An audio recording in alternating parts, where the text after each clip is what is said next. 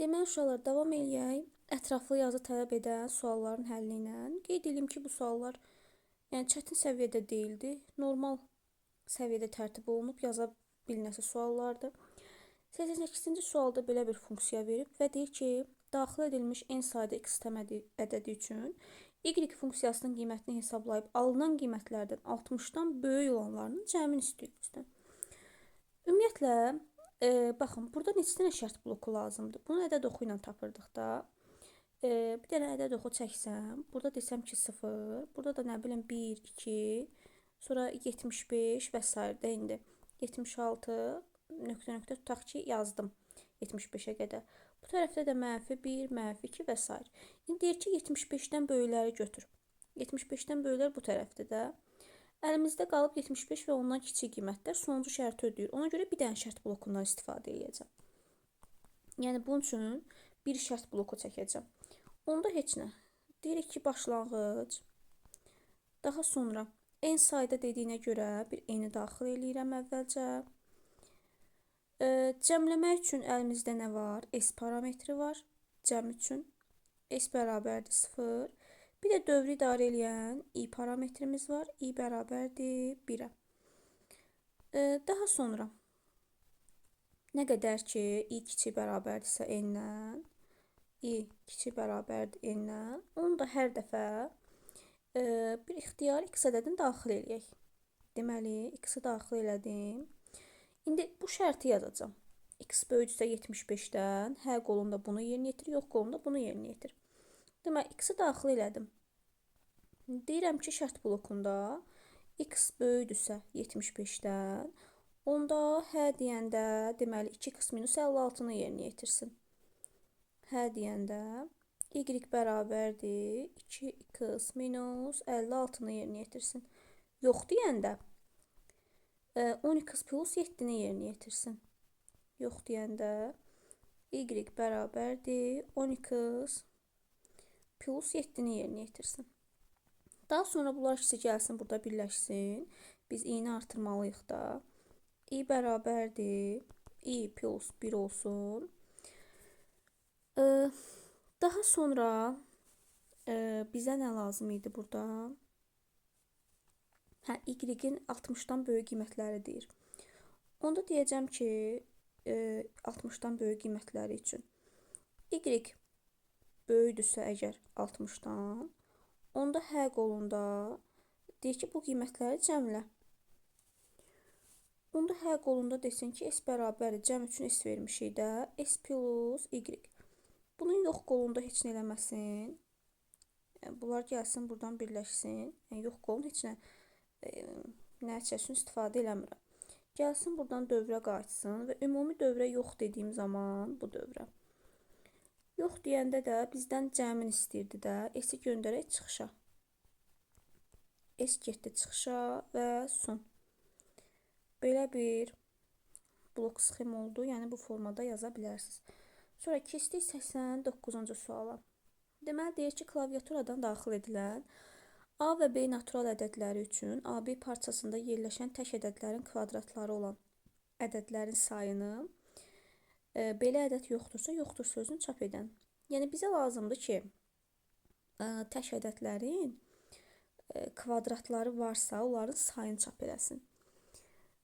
Yaxşı. İndi belə deyək də və A və B parçası dediyinə görə əvvəlcə A-nı və B-ni daxil eləməliyik. Deməli, int inputla A bərabərdir int input. Sonra B bərabərdir int input daxil etdim. Bizə deyirdi ki, deməli sayını. Onda say üçün bir dənə nə bilim s verəcəm ki, saysın, sayması üçün. Sonra dövrü qoşacam. For i in range. Deməli, A da B də daxil olduğuna görə A-dan B plus 1-ə qədər. Çünki B-nin özündə götürsün deyə. İndi burada bizə lazımdır ki, kvadratı olub olmasını yoxlamalıdır. Bir də tək olmalıdır. Onda deyim ki, k bərabərdir. Kvadratın yoxlaması üçün int, deməli, Bunu da necə yoxlayırdıq? I üstü 2-də 1-lə də 0,5-lə kök alsın. Onda burada if şərtində deyim ki, əgər deməli, k-nı neçəsə tapdım, tutaq ki 3 tapdım. K-nı k-ya vuranda, yəni k vurulsun k. K-nı k-ya vuranda bərabərdirmi i-yə? Yəni kvadratıdırmı? Yoxlayırıq. Bir də and nə olmalıdır? Tək olmalıdır. K-nı 2-yə böləndə qalıqda 1 qalırsa, onda neynəsin? Say s idi də. S bərabərdir s plus 1. Yəni saysın bunu. İndi bu dövrdən çıxanda da bizə lazımdır ki, əgər belə bir ədəd yoxdursa, yoxdur sözün çap eləsin. Yəni ümumi dövrdən çıxanda deyirəm ki, bir şərt verirəm. If əgər s dəyişməyibsə, yəni 0-a bərabər olaraq qalıbsa, onda deməli belə bir ədəd yoxdur. Print deməli dırnaq içində yoxdur sözün çıxarsın. Yoxdur. Əks halda, yəni bunun else qolunda print say parametri, yəni s-i göndərsin çapa. Vəssalam. Deməli bu da oldu nə? 89-cu sualın izahı. Daha sonra davam eləyək 90-cı sualına.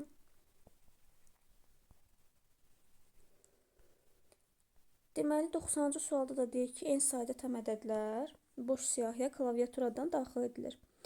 Elementləri ilkin siyahının hər bir elementi ilə ən kiçik elementinin cəmi. Aha, minimum funksiyasına istifadə edə bilərəm buradan da. Gəlin yazaq. Deməli, bir dənə n sayda dediyinə görə n-i daxil eləyim. N bərabər int, input, yəni say parametri olaraq bunu daxil eləyirəm. Sonra bir dənə A siyahısı verirəm. Boş bir A siyahısı. Çünki bura element əlavə eləyəcəm. Elementləri biz bilmirik də, özümüz əlavə eləməliyik əvvəlcə. Yaxşı, for i in range. Deməli, 0-dan n-ə ya da ki 1-dən n plus 1-ə yaza bilərsiniz. Hər dəfə ixtiyari bir x ədədini daxil edək, hər dövrdə. İxtiyari bir x ədədini daxil eləyirəm. Və həmin x ədədin A siyahısını əlavə eləyirəm. A nöqtə append x edəcəm. Bunu əlavə elədik x siyahısına, A siyahısına. Daha sonra bu A siyahısının ən kiçik elementini tapaq. Məsələn, deyirəm ki, k bərabərdir minimum A. Funksiyanın ən kiçik elementini tapaq. Bir dənə də boş siyahı verirəm, B siyahısı verirəm. Və dövrü qoşacağım. Deyirəm ki, for i in range keçsin len a-ya qədər. Len a-ya qədər. Aha. Bizə də bu elementlərdən ən kiçiyin cəmi lazım idi da. Onda deyək ki, B siyahısına append elə, əlavə elə B nöqtə append. Elementin özü ilə, yəni A inci elementlə minimum elementin cəmi, yəni k-nı. Və ən sonda da print həmin siyahını, yəni B siyahısını göndərsin çapa. Deməli, bu da oldu nə? 90-cı sualın izahı.